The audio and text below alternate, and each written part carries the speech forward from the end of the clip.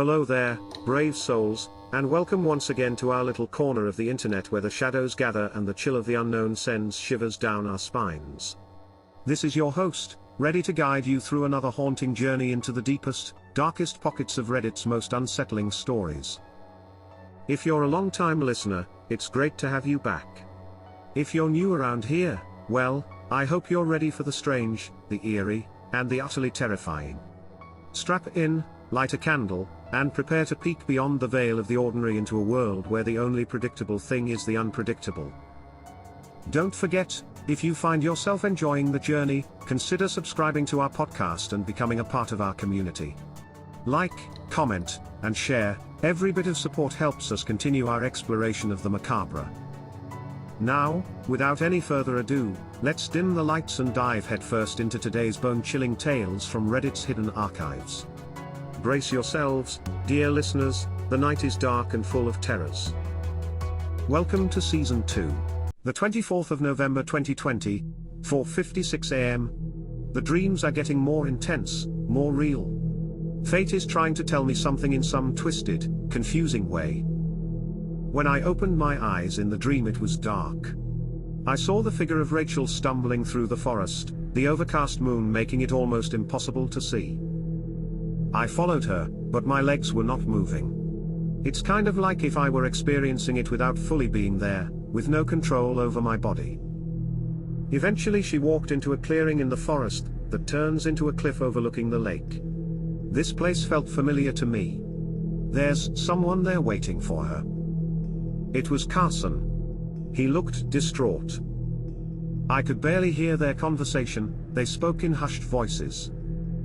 Carson wanted to run away and skip town. He knew where his parents were planning on sending him as he overheard their conversation. He sounded regretful, like he was scared by the things he had done. Rachel wanted to go with him. She begged him to take her with, but he insisted that she wouldn't be safe with him. She agreed to let him go on the condition that they would meet at that spot once a week to check in. I woke up in a cold sweat. Carson skipped town. His parents must have covered it up in order to avoid a scandal. If the timeline of these dreams is aligned with the actual timeline, that means that Rachel is going to disappear soon. I'm running out of time. I need to know the truth, but I don't know if I can save her. Why is this happening to me? I think my next dream will be my last one. The 25th of December 2020, 1:07 PM. I have never been so horrified in my life. There is no fucking way that this is happening. I cannot believe or explain what I've just seen in my dream. I'm still trying to process if what I saw was real. I open my eyes in the dream, and I am back at the cliff in the forest.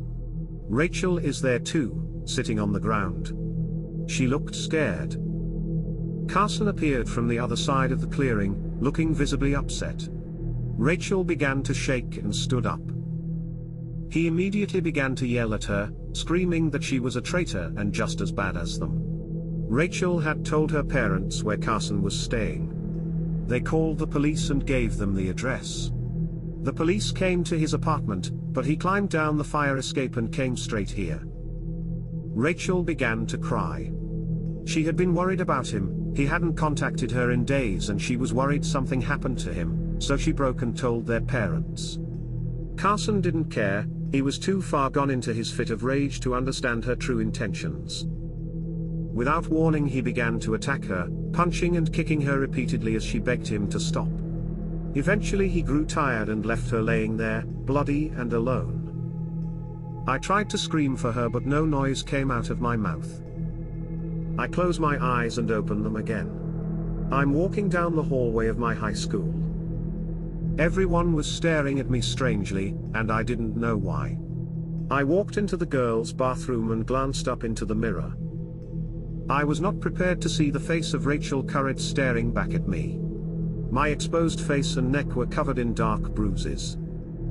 The hairs on the back of my neck stood up as I began to realize the situation I was in. This is the day that Rachel came back to school, and the day she went missing. I'm reliving this day through Rachel's eyes. Why hasn't this happened until now? I stumbled away from the mirror, swinging the bathroom door open only to be met with a police officer. He gently grabbed my upper arm, and told me in a low voice that I needed to come with him. I close my eyes and open them. I am in an interrogation room at the police station. They ask me about Carson. They ask about the bruises too. They know that I know where Carson is. They know he did this to me. I want to tell them what happened so bad. I want to tell them what is going to happen to me, but I can't. I opened my mouth but no noise came out. Rachel won't let me speak. I close my eyes and open them. I am back at the high school, but it's dark. It's so dark everywhere. I don't know how I got here.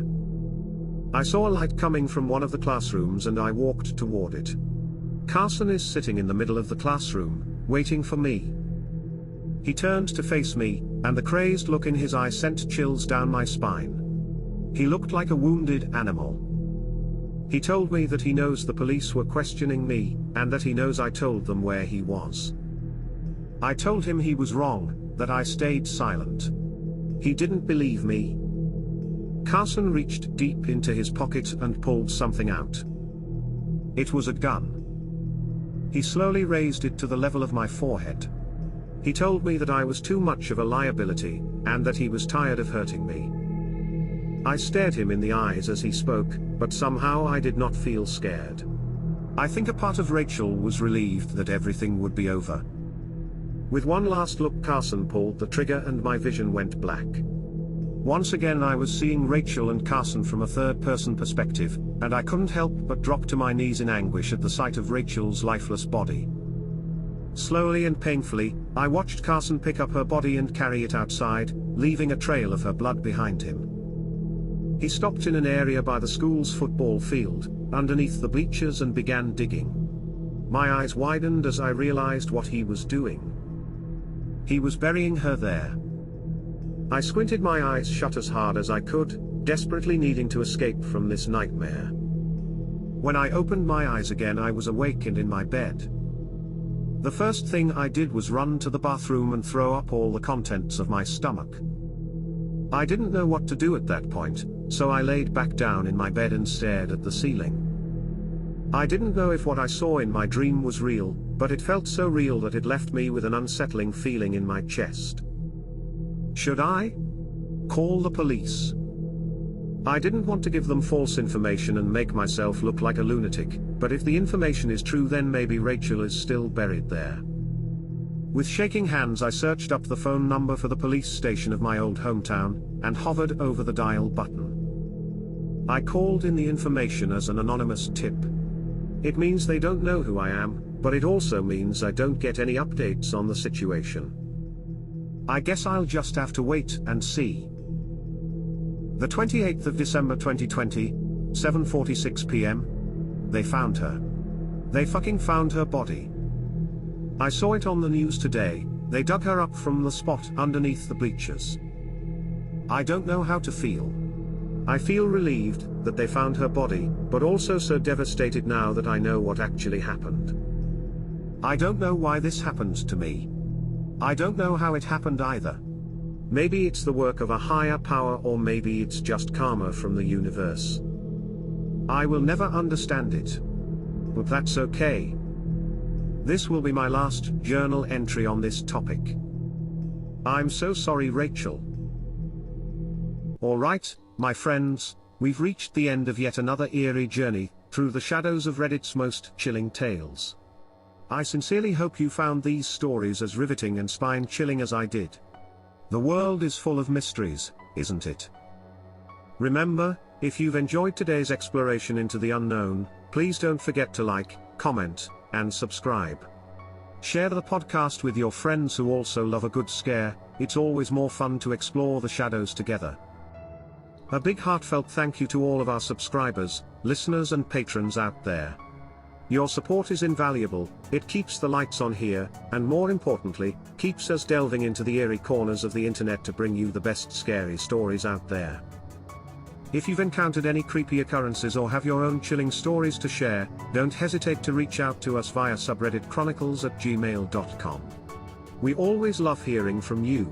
And who knows, your story might just feature in one of our future episodes.